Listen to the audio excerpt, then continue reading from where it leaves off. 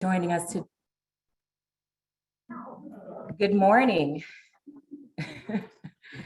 How is everybody? Great. Well, thank you for joining us for a special hybrid CESLC Insider. I'm your host today, Angelique Jackson, Manager of Business Development and Marketing. And here at Charles E. Smith, we deliver care and experiences personally tailored to those we serve.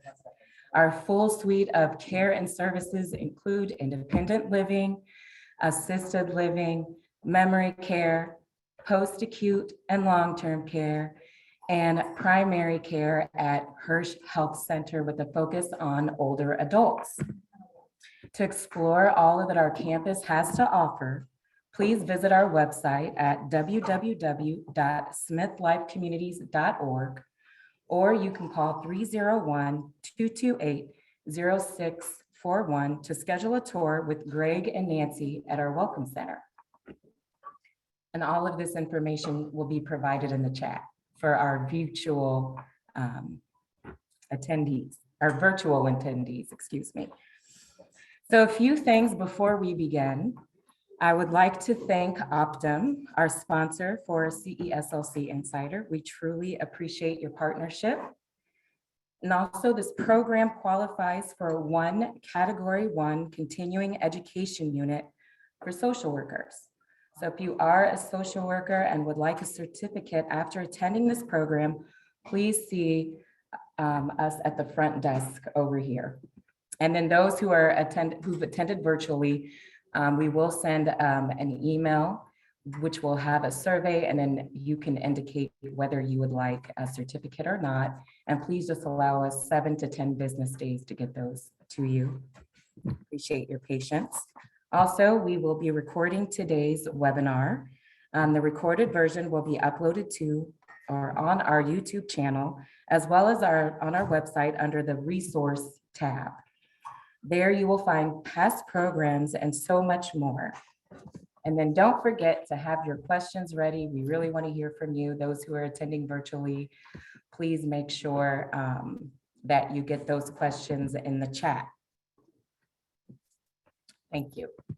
So downsizing can be a difficult and emotionally charged experience that requires a considerable amount of time, energy, and resources. It's natural to acquire more possessions the longer we stay in one place, and letting go of a family home and sentimental belongings can be quite overwhelming. Guidance from professionals can help make this transition less stressful and make for a more positive experience. So joining us today are 2 certified senior downsizing experts, Jan Brito and Laura Quigley of Capital Senior Solutions. Jan and Laura, thank you for joining us. Let's give them an applause. And I'll leave it to them to present. Good morning, everyone, and thank you for your patience as we got started this morning. We do have some refreshments now here behind me to my left, if you'd like to help yourself at any time. So as Angelique said, my name is Jan Brito. My business partner is Laura Quigley. We are Capital Senior Solutions, which is a division of Brito Associates of Compass. It's opportunities like this that allow us to really help older adults with late in life decisions, whether that be to age in place or to move or to downsize. You may be wondering what qualifies us to speak on this topic. And so I'd like to spend just a little bit of time talking about that. And I mentioned real estate, but please know we're not here to list your house. We're not here to ask you to use our services. Our goal is simply to educate this population on the various aspects of downsizing and aging in place and all things senior. It's our passion. We love it. And if you decide to do business with us, all the better, but that's not why we're here. So I just want to make that clear. Our number one goal is to educate you and to advocate for you. So how are we qualified to speak on this topic? Well, Laura and I both are certified senior housing specialists and certified senior downsizing coaches. We found ourselves over the last few years working with more and more older adults and their families in this process. So we sought a higher level of education and understanding so that we could be of more service. We found the Seniors Real Estate Institute out of Oklahoma City, and proceeded to take a very, very rigorous year-long course in working with older adults. We had to do focus groups. We had to tour all different types of communities and document our tours. We had to get letters of reference. And once we completed the course, we then had to sit for an interview with the review board of the Institute, because they just don't want you to only complete the course. They want to know that you have a heart for serving seniors. Fortunately, we got their blessing and we were bestowed the designation. We also got certified as senior downsizing coaches, because I'm sure many of you have been thinking about this for a long time, possibly even years. And sometimes that's what it takes. And it's nice to have someone that can coach you and support you over the years that you're thinking about making a move. We are senior real estate specialists, of course, that's the basic designation, but I really wanted to spend some time emphasizing our advanced education on this topic. So we are here to try to make things easy for you. The subject is downsizing made easy. When I say downsizing, what do you think of? What does that mean to you? Anybody? Yes, ma'am. Getting rid of the stuff that if you're planning to move to a smaller place. Getting rid of stuff that you might have to move to a smaller place. Yes. Anybody else? I think stuff is always the big stumbling block for people, because, you know, the first thing you think about when you want to think about moving is, oh my God, what do I do with all this stuff I've collected for 50 years? Yes. I think it's a philosophy of realizing you don't need the big house and how do you start wrapping up things in life. And parents going to need more help. Yeah, absolutely. And the thing that we want to emphasize to folks is that you should start the planning process while you can still make the decision for yourself, before something occurs that causes someone else to make that decision for you. You want to be able to be the one in charge. Who likes being told what to do, right? So just a couple other quick things. We do these seminars on a monthly basis. They're usually the second Wednesday of every month. There are various locations. We have some other topics coming up called Living, Dying, and Leaving a Legacy, Communicating with Adult Children, and Probate for Property Owners. I'm going to be announcing on August 17th the start of our Downsizers Club, which is a small support group for folks who are thinking about it and maybe several years out, but it's an opportunity to meet with your peers and the coaches to talk through the emotional and other aspects of considering downsizing or even aging in place. So we do have some sign-up sheets at the front desk if you're interested at all in attending or being on our mailing list for the Downsizers Club. Just sign up on your way out. So the first step in the process is to create a plan that fits your lifestyle and your future needs. As I mentioned, downsizing doesn't necessarily mean moving. You might want to downsize and age in place and make some modifications to your current home so you can be comfortable there. So we are going to talk about primarily the 5 steps to downsizing. There are a lot more steps, of course. And once you meet with us, you will be the recipient of this Downsizing Made Easy guide that we've put together, which is quite extensive and covers a lot more than we're going to talk about today. And to have a successful move to downsize, not only means physically, but also emotionally. So we're going to talk about why downsize at all.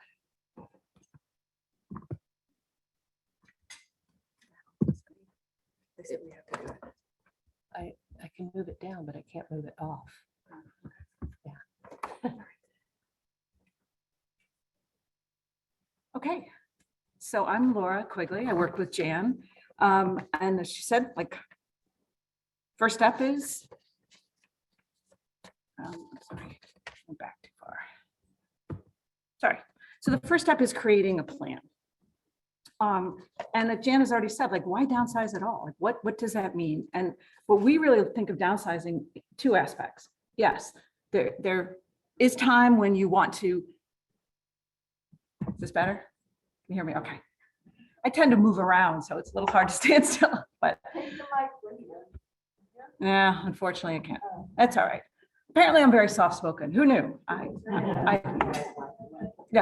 can stand still. It's okay. Yes. But yeah, if I am too quiet, please just, give me a heads up because I really want you to hear this information. And as Jan mentioned, like downsizing, yes, it could be going from that large family home that you had to a more accommodating living space, something smaller, something more easy to manage. But it could also be taking the current space and making it more comfortable for you to stay in that space. So we really look at it as multiple ways to do that. And there's 3 primary reasons that people decide to downsize. The first one being social engagement. And I think we all know with COVID, that really was hard for all of us, the lack of social engagement. When we've been in these larger family homes and we've raised our family and we've had so much activity going on, and then our kids grow and move on, and now we're there, it can become very isolating. You don't realize it. Those connections that you've made may not exist anymore, and you could be isolated in your home. So a lot of people, to stay healthy, social engagement is important. At any age, we need social engagement. So one of the number 1 reasons that people choose to downsize and possibly move to a community is to increase their social engagement. The second reason is the house can become a burden. And one of my clients said this to me recently, and it made me really pause because I'm at this point in my life. And they said, first, we own a house, and then the house owns us. Think about that for a minute. First, you own the house. You're all excited. You got your first house. Although those maintenance things don't bother you, right? It's your house. And then over time, pretty soon, you got to get that grass mowed. You've got to hire a plumber. You have to constantly be thinking about what needs to be done in this house. So it can become a burden. I'd say in my own personal life, I have a retired husband whose mantra is, a man cleans his own gutters. Does anybody hear me in this? A man cleans his own gutters. I don't want this guy on a ladder cleaning gutters. It's not safe. And it causes me so much stress. So it's just not a healthy situation. Stress can lead to health issues or tension in your marriage. I will say that I have snuck in somebody to clean the gutters when he's not home, but there are ways around it. But that's why I mean, when the house can become a burden, just that stress of managing it. Then the last reason, and it's actually kind of interesting to think about this, is health and wellness.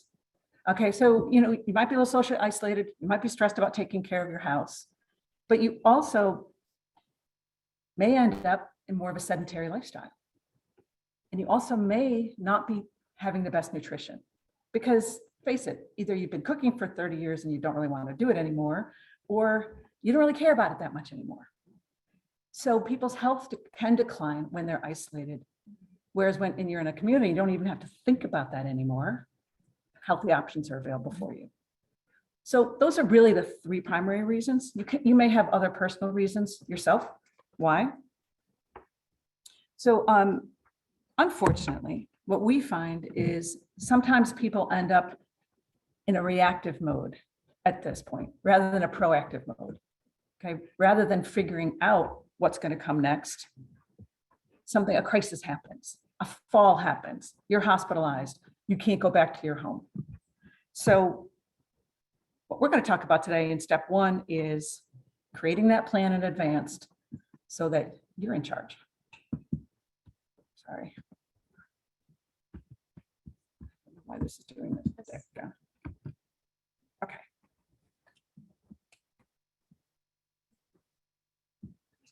Off.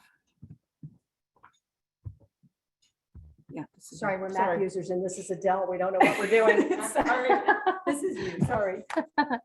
So like Laura said, step 1 is to create a plan. So, this might be the time to start researching different types of communities, perhaps touring communities, consulting family members or professionals that advise you.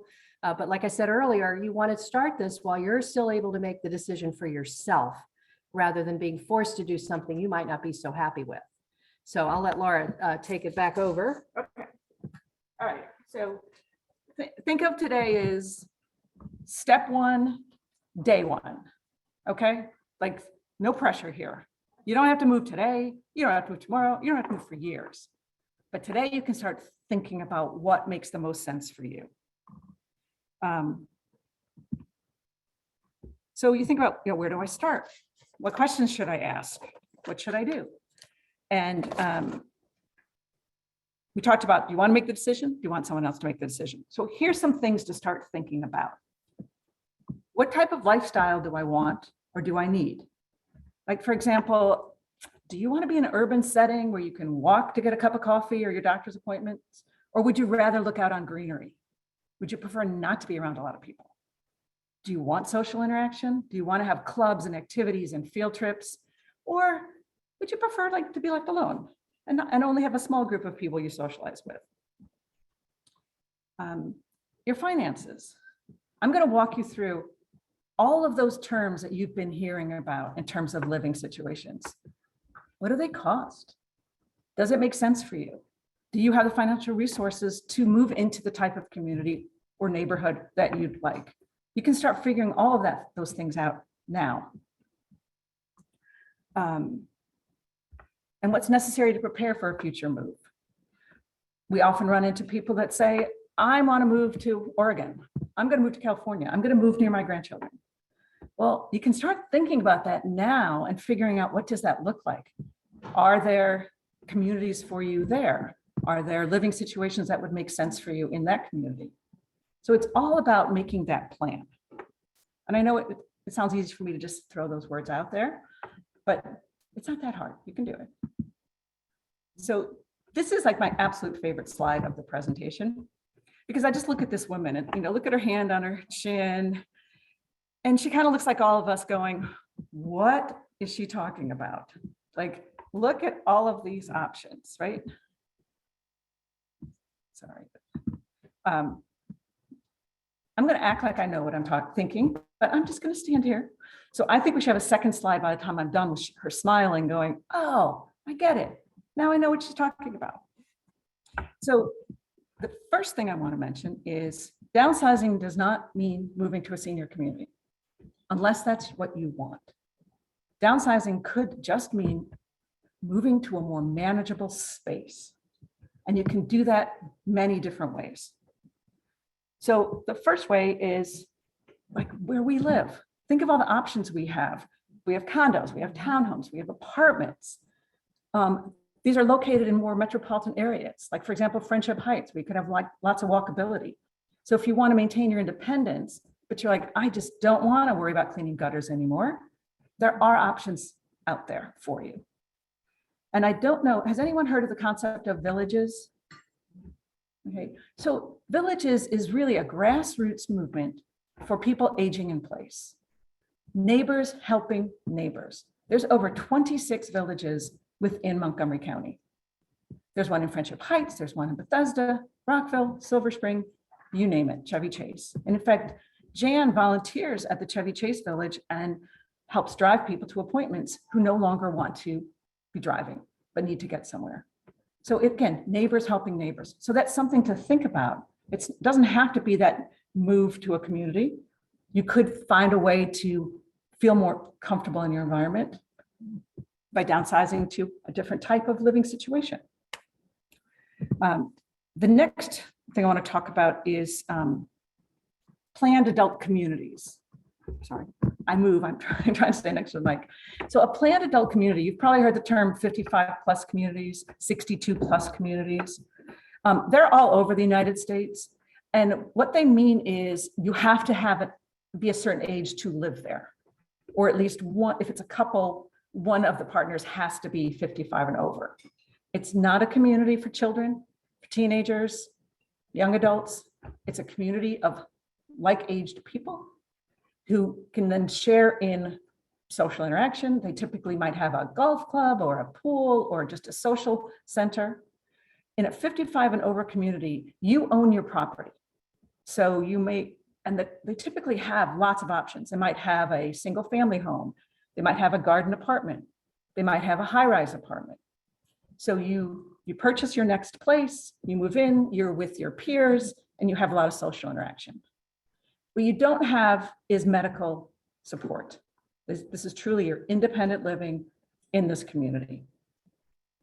Some of the examples that we have around here, people probably have heard of Leisure World. Leisure World offers all different types of living. And then there's a new community up in Urbana called the Woodlands of Urbana that's under construction, and that has single-family homes, townhomes, and condos. But again, it has that age restriction. So there are options for you if that sounds like something you want. The next, this area that I'm going to talk to on the slide, these are all like senior living type communities. And I'm going to walk through them one at a time, although typically you may find them bundled together. So you might have an independent community and an assisted together, or an assisted and a memory care together. But I'm just going to talk you through, what to expect for each type of community. And when I'm done with the slide, I'm going to open it up to questions, because I know I'm talking a lot and giving you a lot of information. So let's first talk about independent living. The key word here is independent. You typically have to qualify to move into an independent living. So if you've had a health crisis or you need a higher level of care, independent may not be the right fit for you, and you may not be able to move into independent. So oftentimes we counsel people, if you think that's what you want to do, you might want to start looking at those options now. Independent means independent. You have your own place, your own house keys, come and go as you please, parking. They typically will offer housekeeping, maybe some kind of dining arrangement, might have a dining room, some kind of meal plan. Independent tends to have their own kitchens. So if you still want to cook, it's like having an apartment. Sometimes I think of it as like going back to college where you don't have to study. Okay, you got a nice place to live, good food, and a lot of friends around you all the time. So that's sort of what I think of independent living. And in fact, where we are today, Ringhouse is independent living for the Charles E. Smith communities. So when you're kind of looking around today and you go and you leave, you see this is what a typical independent living community would look like. The next level is assisted living. Now, assisted living, they are state licensed communities. They're private pay. They're not covered by insurance, which a lot of people have that question. You may have, if you have long-term health care insurance, you may be able to put some money towards that, but typically they're not going to be covered under your healthcare insurance plan. They're licensed by the state, and there's different levels of care and licensure for assisted living communities, meaning they can offer different levels of care. So for example, it's really to help people, I'm sure you've heard the term activities of daily living. So it might be someone who might need some help dressing, med management, that type of thing, bathing. So they were going to provide those services for you. Typically, you don't have a kitchen. It's 3 meals a day. You don't have to worry about cooking. You are independent. You can come and go as you please. They're typically rental models. So it's a rental fee. And I'm sorry, let me jump back to the independent. Independent can be a rental model or a purchase model. But assisted living is a rental model. If you need more care in assisted living, typically you can contract for caregivers to come in and help you. But the licensing of that community limits, the medical type procedures or medical situations that you could be in. So if you go and look at assisted living, and there's so many around here, those are good questions to ask. Here in this community, in the Charles E. Smith communities, Landau House is assisted living. The next level is the skilled healthcare community. That's your typical nursing home. Heard that term over the years, nursing home. That's going to be 24-hour care, licensed. That's when you need a high level of care or long-term care. And it's not necessarily for people of a certain age. This community is for all ages based on someone's medical condition. Very often, skilled nursing also has a rehabilitation component, physical therapy component. So for example, someone may have had some sort of injury, been hospitalized, not quite ready to go home. So they'll go into a skilled facility like this to get rehabbed before they're allowed to go home and able to manage at home. Again, I said it's not age restricted. This would typically be covered under some sort of insurance plan. The Hebrew Home of Greater Washington is a skilled nursing facility here on this campus. Next, we have memory care. And now this is I won't say it's a brand new concept, but it's a relatively new concept to help us with our family members who may have some diminished mental capacity. These are typically standalone communities that just focus on people who may need assistance because they're having some mental acuity issues. If you haven't visited any one of these, and I have because I have Alzheimer's in my family, it's a really beautiful thing because these are people specially trained to help people through this phase of their life. There's a number of them out there. Like I said, they're relatively new. The nice thing is Charles E. Smith has that also. They have two different things. They have connections at Landau House where it's the assisted living with the memory care component. But they also have this unique, it's called the Cohen-Rosen House. And that's where 18 people can live in a community together who are having this issue and get the care that they need and have a high quality of life. Lastly, I don't know if you can see the bottom of the slide, continuing care communities, CCRCs. A lot of you probably heard that term. So a CCRC takes all of this and puts it on one campus, okay? One campus. So it takes from independent through. Any care that you could need is all on one campus. A traditional CCRC, you come in at the independent level. It may be a purchase that you purchase where you're going to live. It may be that you make some sort of capital contribution to move into the community. Then if you are to move out, you get some percentage of that back. They're all a little different, but typically there's some upfront investment. But if you need care, you've come in at independent, you're guaranteed that if you go through this continuum and need any of these levels of care, you don't have to go anywhere else. You are covered within that life plan community. And there's several in the area. And in fact, Charles E. Smith is sort of a non-traditional CCRC because at Charles E. Smith, one thing that's different is their independent living is a rental model. You don't have a big upfront cost. You do get priority for these other cares, but they do accept people in to the community. Like if you just needed assisted living, you don't have to come into independent living to get there. So they're kind of a hybrid CCRC, life care community. They have a little bit of everything. So I've been talking nonstop for like 20 minutes. Questions? Yes. Hi, I'm in Kaiser Permanente, Mhm. and so if I needed some of this kind of care, how would that work with Kaiser? Typically any insurers only start paying at the skilled healthcare community level. Typically independent and assisted living is private pay. It would be a question to ask them and try to find out now if they have any other type of plan that you could sign up for now. But yes.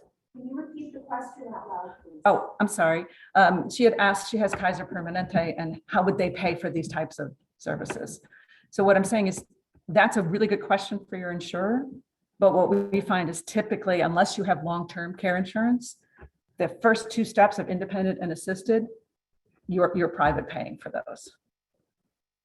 They may pick up, if let's say you're in assisted and then you need some kind of therapy, that may be covered under your healthcare insurance. But the actual cost of living is typically not. Yes. We have a question from an online viewer named Phyllis. Is Riderwood a CCRC? Yes, it is. Oh, I'm sorry. Riderwood a CCRC? Yes, it is. Anybody else? Okay, I'm going to hand this back to Jan. There's one more. Oh, I'm sorry. One more question. You talked about the village concept. I live on the eastern shore of Maryland. We don't have those. A comment. Just a comment, yeah. Do you have any I'm options perhaps on the eastern shore? I'm happy to do some research if they want to reach out to me and see what I can come up with. It is a relatively new concept. And like I said, it's sort of growing organically and neighbors helping neighbors. So they are popping up everywhere. I just saw in the neighborhood I live in, they're just creating one. So it might even be something that she can get involved in to start to put together. But it is a really wonderful concept, I think. All right, so that's only step one. I'm sorry. That's okay. Are there find out about shared living arrangements. If somebody, has a home and wants to rent out to the senior, but to share the costs of the home. Is there any organization that, you can call? That's a great question, and it's kind of evolving. So we can talk about that offline. We've been in contact with a couple different companies that are trying to put that together. I'm sorry, Laura. I'm Please sorry. repeat the I'm sorry. question out loud. All right, so the question was shared living. Like, are there any companies or agencies, or is there a way to find out if you could find a way to share living with someone? And that's a relatively new concept, and there's a lot of buzz about it, a lot of talk about it. Jan and I have talked to different people that are trying to create something like that. Happy to talk to you more about what we've learned, but we don't see a clear path right now of like, go here or go there. Sometimes it's, to be honest, sometimes it's just as much as Craigslist, where someone says, I'm looking for a roommate, that type of thing. Okay, one more, sorry. Regarding the shared living, I think I saw an article in Senior Beacon recently about that. I know I saw an article someplace. We can look for that too. And if anybody wants to follow up, we'll certainly provide what we've learned and our thoughts on that. Right, so I'm gonna thank you for your patience with me walking you through all of that. If you have personal questions or your personal situation you want to talk about, please feel free to talk to Jen and I offline. We're going to stay till the very end, till every question's answered. And we're also very accessible if you want to give us a call. No, there's no obligation on this. We have spent 2 years now touring all the communities that are out there. So we feel like we have a pretty strong sense of how they differentiate from each other. And you might have a specific need you're looking for, and we can maybe help point you in the right direction. We don't work with any of the communities. We're not paid by communities or anything like that. It's just for our own ability to help our clients understand what their options are. So thank you for your patience with me.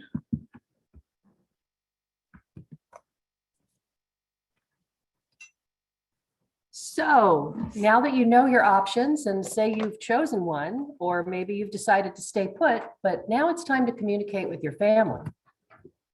And I don't know about you, but not all families communicate that well. Some well-meaning adult children might feel like they need to tell you what's best for you and where you should go next. Well, we'd like to reverse that and have you make your own plan and then tell your children what your plans are. In the handout we gave you for today's material, there is a sample letter you could share with your children. So the conversation might go something like, honey, we've been thinking about downsizing and moving to a smaller space, and we've toured 3 or 4 communities, and we've chosen X community, and we're planning to move within the next 6 months. Any questions? So you are in charge. In our Downsizing Made Easy guide that I referred to earlier, we have a lot more information on communicating with your family, but that is an important step to take, just to let your family, whether it's children or other well-meaning family members, know that you're on top of this, you have a plan, you know what you want. Let's see. So I mentioned there's a sample letter in the handouts there. And then that takes us to step 3, making sure you have the support you need to help make the move as simple as possible. And I've given Laura just a little bit of a break from talking, but I'm going to bring her back up now.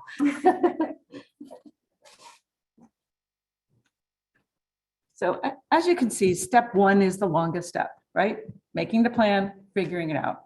Step 2, communicate with your support, your friends, family, whoever is supporting you in this.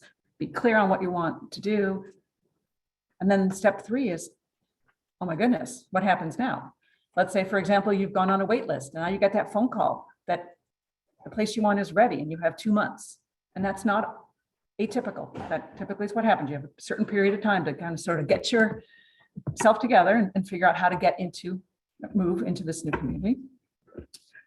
Or you've changed your mind and you've said, I didn't think I wanted to move for 2 years, but I'm ready and I want to do something. So the question is, what happens next? First thing I want to say is have some support.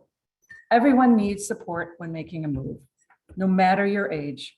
The first time you moved out of the house, first time you bought a house, we all need support through this process. Moving is not easy. It's a big life transition. So I'm going to talk about kind of some of the levels of support. And I would say that this is sort of the point when people kind of get paralyzed. Up until this point, they're feeling really good. Made my plan, I'm ready to go. And then they're like, oh my gosh, did you look at the basement recently? Like, what do I do? What am I going to do with all of this stuff? So the next step, and this is something, the reason we're talking about it today is don't do this when you have a 2-month deadline to move. Start thinking about this now. Thinking about who are the pieces of this puzzle that you would need to help you through this process. And this is just sort of a list of, like, Jan and I have vetted all of these types of resources. We wouldn't use them, we would only use them for our own parents or for ourselves. And we project manage this for our clients. We don't just hand you a list and say, oh, go have so-and-so cut your grass. Like, no, we're going to help you figure this part out. I do want to spend a minute on one topic here. It's called a move manager. Has anyone heard that concept before? Okay, some of you have, some of you haven't. This, I'm going to tell you, is life-changing. Move managers are life-changing. I wish I had known about them for years. Their job is to make your move easy. Okay, what are they, movers? I'm going to tell you a story. I think the best way to describe it is just tell a story of one of my clients and what this looked like for her move. It was a client of mine. She was recently widowed, and she decided to sell that long-term family home and move into an independent living situation. We introduced her to a move manager. They clicked, they hit it off, and the move manager came in to make the process simple for her. A day or so before the move, her daughter came into town. And I don't know about you, but I think we all have someone in our family who I call them the ones who swoop on in to save the day, right? I do that in my family. I'm, who needs you? Aunt Laura's going to show up and take care of you. So her daughter swoops in and she is ready. So the morning of the move, we go over just to kind of have coffee and situate what's going to happen for the day. And man, her daughter's ready. She's got her jeans on, her sneakers on, her sweatshirt. She's ready to pack boxes. She's ready to tell her mom what she should take with her. And we had to say to her, you don't have to do that. Because what the move manager has done is created a floor plan for the place that she's moving to, and has created where everything is going to go, where every picture is going to be hung, where every piece of furniture is going to go, and they're trained to do this, organized to do this, and say, this is going to be a wonderful environment for you. And so they figured out what stuff has to go. So the day of the move, the stuff that's going has to get moved. But all that other stuff that you're not taking, you don't have to worry about that yet. Just take what you want. Typically people settle in for a few days and say, oh, no, I really wish I'd brought that bookcase. And so you have little time.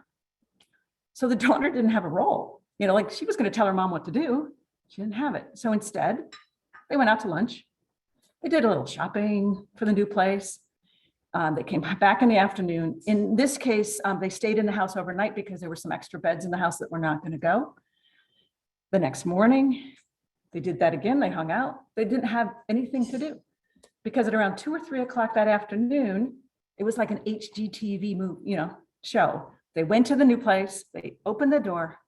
It was done. Pictures were hung. Bed was made. Towels were in the closet. Spices were in the spice rack. Like, it's done, and she could move in. So all of that inner family stress of the move didn't occur. When she got there, there was no wrapping paper on the floor or bubble wrap or boxes to get around or weeks to take to find, your favorite blouse. It's all done. So like I said, I think they're miracle workers. I highly recommend, if you're trying to go from a large space to a smaller space, that you think about that as a concept to help you figure that out, because they're creative and can figure out ways to fit all your stuff in that you want to take with you. Questions? Yes. How do you find a move manager? I mean, I've never heard of that before. And how do you find one that is reliable?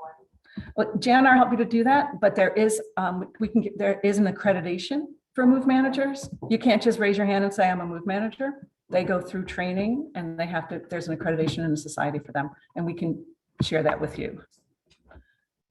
Sorry, I'll ask a question. Sorry. Okay, my question is, that's great. And then there's stuff left in the house that you can't take with you for you're downsizing. And I've been calling places like a Wider Circle, who everyone says takes everything. Well, they can't come till October, Mhm. and because of the pandemic, they will not come into your house. So you have to get either stuff curbside or on a loading dock if you're in the department. And that's typical. So if we're planning on moving before things ease up, which could be a very long time, how do you get rid of the stuff? Like, you know, most of us have bedrooms for our children and they have furniture in it, and you're not taking it with you. And you can't find anybody to take it, even if it's in good condition. You cannot now find places to donate with stuff. Right. So what do And you do? her question is, what happens with all the stuff you left behind when you can't donate it, or you can't find people to come in time? Well, one of the steps I talked about is the move manager helps you move out, then comes back and figures out how to get rid of everything else. So you don't have to be taking books to the library to donate. We have a lot of resources besides a Wider Circle that can help figure out this stuff. So we'll go through that with you. People typically either want to sell things if they have value.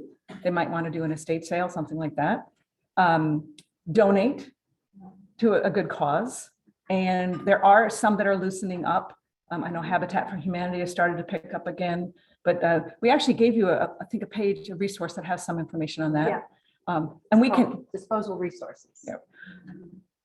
like, call us. We've got a lot of creative ideas on this. You know, we have a junk caller. His name is George. Let George do it. George just he'll come and get it for you. We take it. We also work a lot with a company called 123 Junk. And their whole mantra is to you have to pay for the disposal, like they come, but their whole thing is trying to donate. Like they keep warehouses full of furniture, and a Wider Circle will go to their warehouse and take And that's called 123 junk, right? Okay, a question in the back. There's also something on freecycle.org. I'm sorry, it's called freecycle.org. It's a website. And so you can post things on it to give away for free. And people will contact you if they want the stuff. And they'll come and pick it up if they want it. There's also a group on Facebook called Buy Nothing. Yeah. So those are two options. Right. So the comment is there's options like Free Cycle or Buy Nothing on Facebook. From a practical standpoint, we're cautious about those, and we would work with you on them, possibly to do this after you have moved out. So you limit any kind of strangers or interaction in your home. And you know, we can be there for those types of things, or have somebody with you. We, highly recommend, even if it's free, the person coming to get it, you might, want to be concerned about. I'm sorry. Just a comment about the news manager. I've helped a couple of people, family members and friends, move into a CCRC communities, both to independent living and assisted living. And the community we settled on, as well as others we looked into, offer that service to, the people who are moving there. And I've had experience with two of them, and it's been excellent. And probably, I don't know if it's good as your group, but that is a benefit, which is worth a lot of money. So. Right, and that it might be our same. So this person was commenting that sometimes moving into a CCRC, they may either recommend or they may give you that service of move management. And there probably are people we know. And that's something you can ask when you're negotiating to move there. Will they provide this service for you?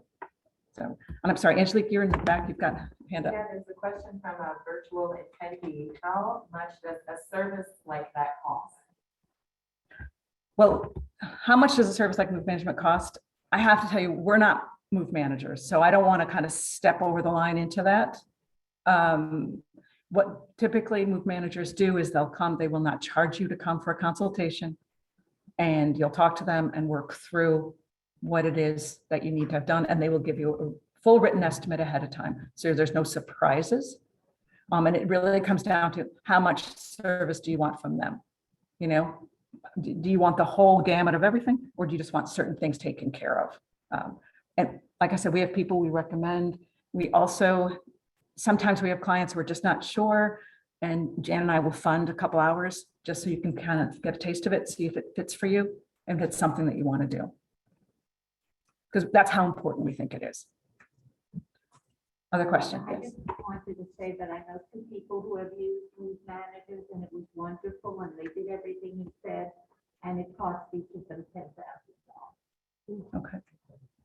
So her comment was that she knows two people who had used it, and the cost was around $10,000 for those people, but it all comes down They to, did everything he said they did. It was Yeah. wonderful. They walked in and their apartment was ready to Right. live in. I mean, it was really, and they packed for them. I mean, they came the day before, packed it. It was wonderful. It was, you know, so, and if you have the funds available Right. for that, it's.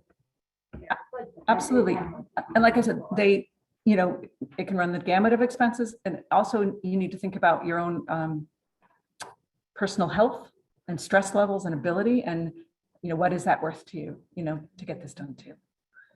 All right, so I'm gonna move on. Sorry, Jan, I talked a long time again. This is kind of what I do. Well, but this is a perfect segue, because guess what step 4 is? What do we do with all the stuff? So you do have this handout that you picked up on the way in. It's a list of disposal resources for, you know, paint, hazardous waste, prescriptions, things like that. Donation resources, where to send different types of things, medical equipment, sports equipment, so forth. Somebody mentioned that Wider Circle has a really long wait to have them come pick up things. And Laura mentioned George. I call George my schlepper, and he named his company Let George Do It.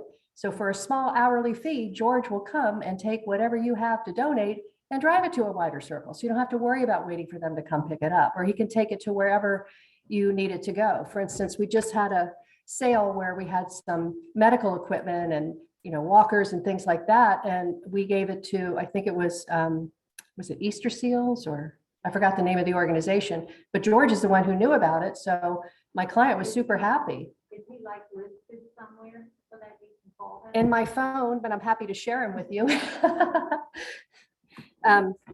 So anyway, what to do with all the stuff, years and years of belongings, right? And where do you even begin? So, you know, it starts small. How do you eat an elephant, right? One bite at a time. Howard's been going through this, right, Howard? One drawer at a time is where you start. His wife tells me every time she opens a new drawer, she thinks about me, because she thinks I got to go through this drawer and downsize and declutter. So yeah, it's a humongous task. And if you don't have someone to help you, or even if you do, just start small. Start with a drawer, a closet. You know, separate things into different stacks, like things you're going to donate, things you're going to give away, what you want to keep, what may be going to a family member. Speaking of family members, we always think that our kids are going to want our china, right? And our silver. They don't want it. They definitely don't want it. And then a lot of people think, oh, well, I'll just have a yard sale. Well, let me tell you, for the return you get on a yard sale, it's just not worth it. It's too much work, too much stress. If you really feel like you have things of value in your home, we can connect you with estate liquidators that can come in and take a look. And they'll be able to, at a glance, say, yes, this is worth having an estate sale, or no, there really isn't anything of value here. And that's when you think about donating. I talked about the categories of stuff that you want to go through. You know, keep and move, donate, what has sentimental value, what you want to trash. We have resources like George and 123 Junk and Move Managers that can help with all that. Now, if you're moving to a smaller space, obviously you're going to have to figure out what fits, like that favorite dining room table that you just don't want to give up. You've got to find a place or a way to make that fit, and a Move Manager or we can help you figure that out. So remember, the goal is to simplify. So we hope that this process will make you feel overjoyed rather than overwhelmed by taking it a step at a time and starting slow. So I'll turn it back over to Laura now.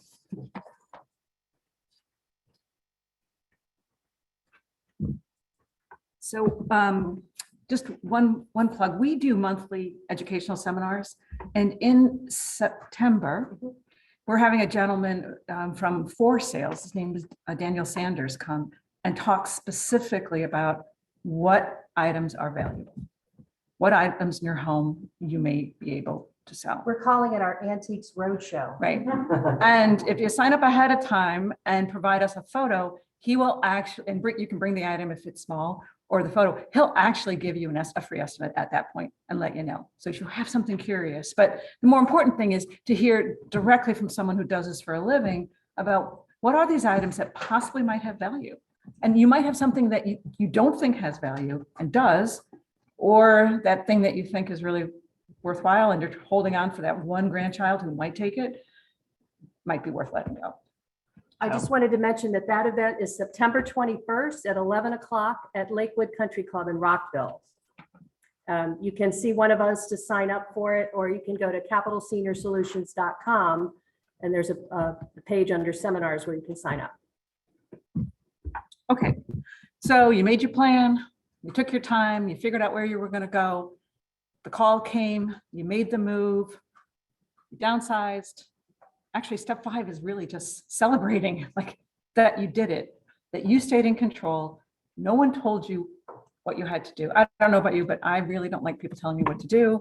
I like advice and counsel, but I like to make my own decisions. So this is the time to celebrate and to reflect on the fact that you no longer have that social isolation or that house is a burden or the health and wellness type issues. But there are 3 primary reasons why people are successful at this, adjusting. And just like there was 3 reasons to make the decision, there's 3 reasons that are you need to think about, like, are you at this place that are gonna kind of guarantee that this is gonna be a good thing for you. First thing is your level of optimism, all right? Are you optimistic about this? Or are you like Eeyore?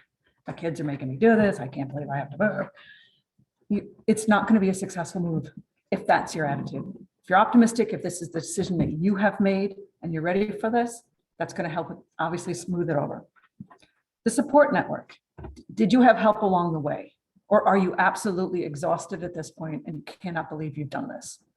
And that support network can be family, friends, the team that's going to help you if you're moving into a community, a team like us that's going to help you. Just rely on them, ask questions, get the support you need. You don't have to be in this all alone. You don't have to be carrying boxes of books. This is my big thing, because I see this all the time. We all have too many books and we think we have to box them up and find a way to get rid of them. It's exhausting. You're going to hurt your back. Like, you don't have to do that. There are people who can help you figure that out.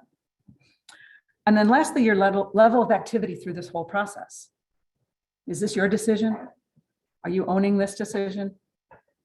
Are you keeping active? Are you part of this all? All of those 3 things are going to really help you adjust. And then once you get there, I'm sorry, I don't know why this has a green line on it.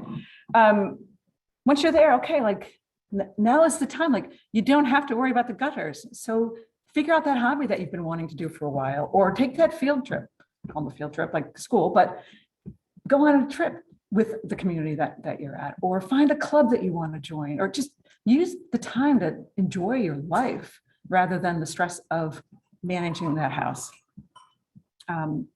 It's just time to explore what's out there for you, enjoy it, meet new friends. I think there's not a point in life when we don't need friends, but also recognize that moving is one of those top 3 stressors, whether you're, young or older, and especially when you're moving out of a house you've been in for 20, 30, 40 years.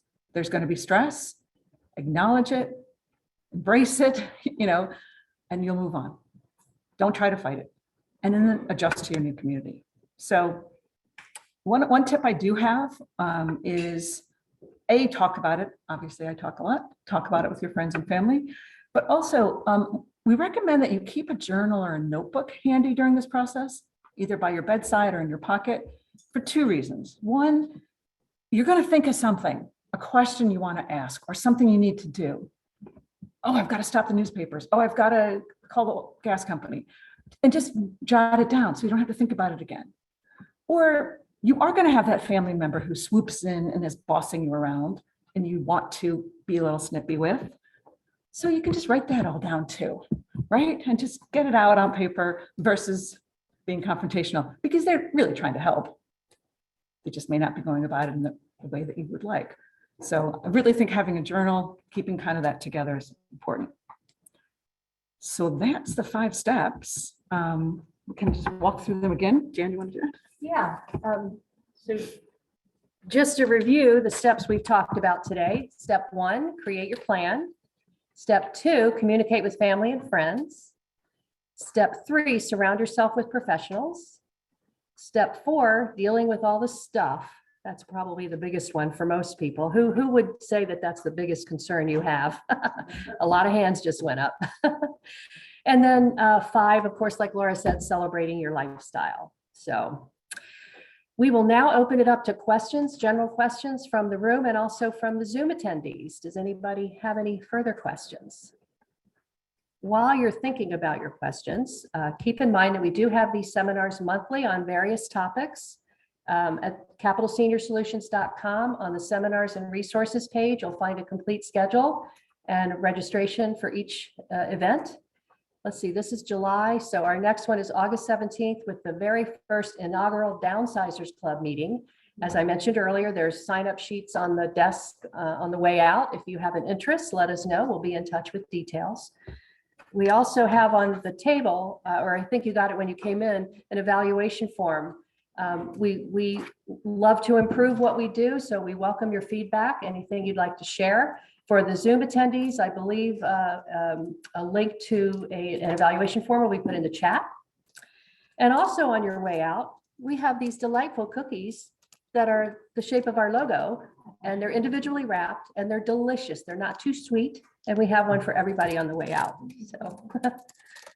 And we'll stay for as long as you have questions, or if you want to talk one-on-one. Happy to do Is there a question from Zoom?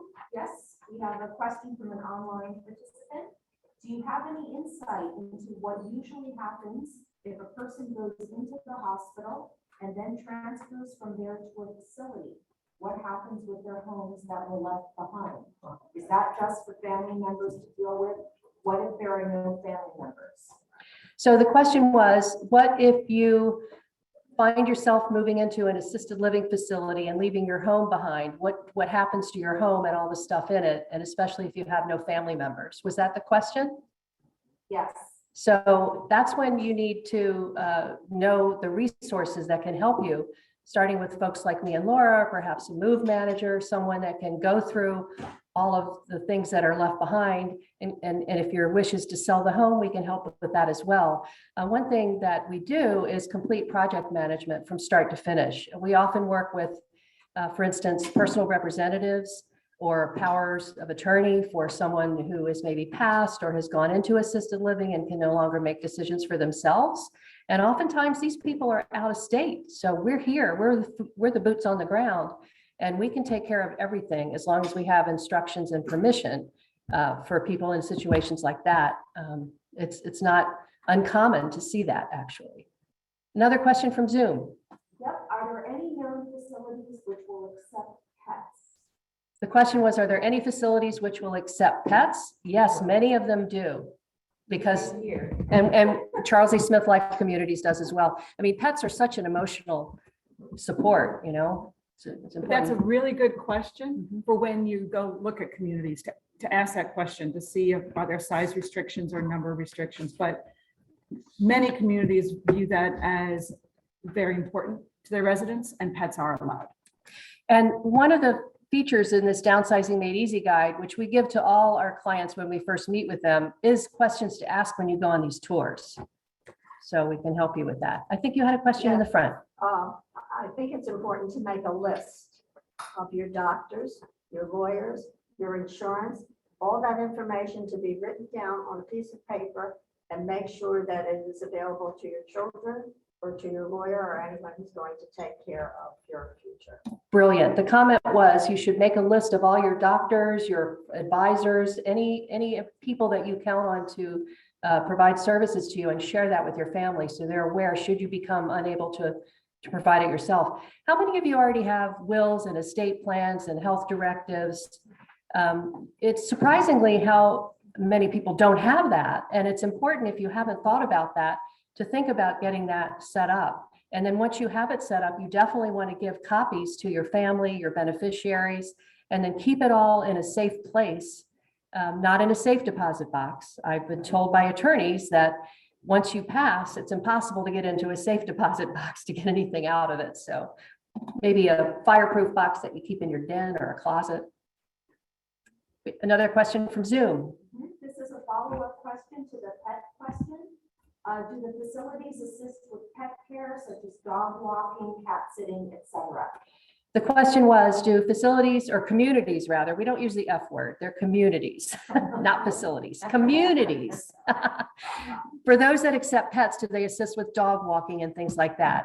I will let Angelique speak to Charles E. Smith, but of the ones that we're aware of, that you're on your own for that. But there are services that will come and walk dogs in senior communities. I forgot the name of the one we met recently, Walk in the Park, yeah. So there are services who will do that. What's the policy here, Angelique? No, you're on your own. You're on your own. You utilize the walk in the park. For one of those services. Yeah.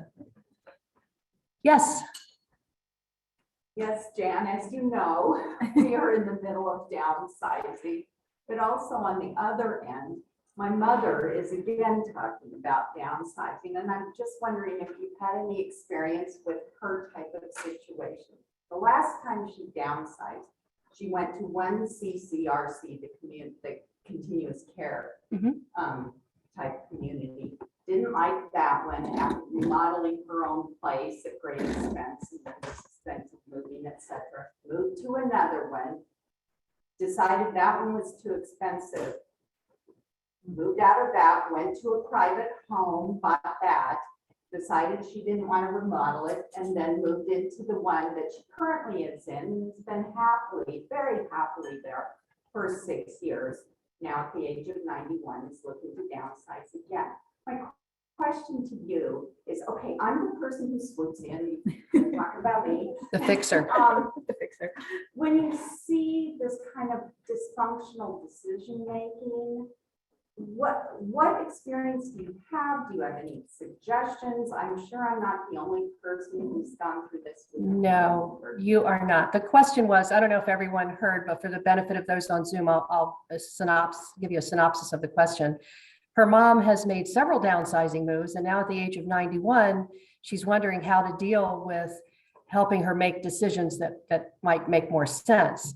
That's one of the reasons Laura and I got the certified senior downsizing coach designation, because oftentimes if you get a third party to go in and talk to an individual, we might be able to pull things out of them that a family member wouldn't, or they might be willing to share things with us that they may not share with a family member.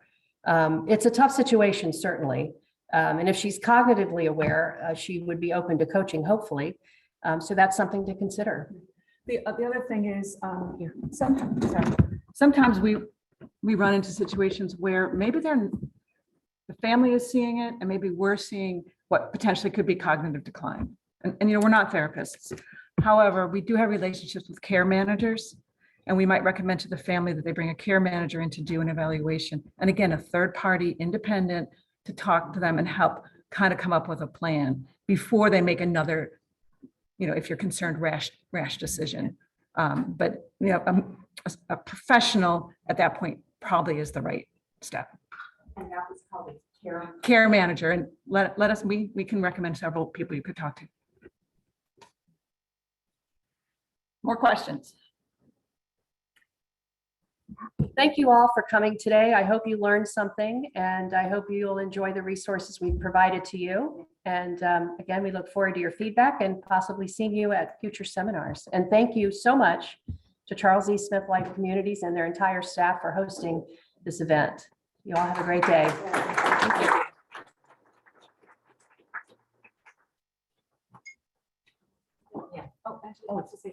Sorry, Angelique would like to say a few words. Don't go anywhere yet.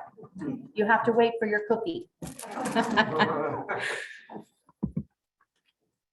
I just wanted to say thank you so much to Jan and Laura. Can we give them a round of applause? so much for sharing your time, energy, and expertise with our audience. And thank you, everybody who joined us today. We really appreciate your time. And also, I just wanted to remind you that our next CESLC Insider, it will be in person. It's July 27th, and it's the benefits of Tai Chi. So if you're interested in all things, mindfulness, mind-body connection, please join us. It will be under the Deckel Baum building that is on our East Campus. We are currently on the West Campus, so just 6121 Montrose Road. It looks like a brick building with stilts on it. So we hope that we see you there. And again, thank you for joining us and have a great day.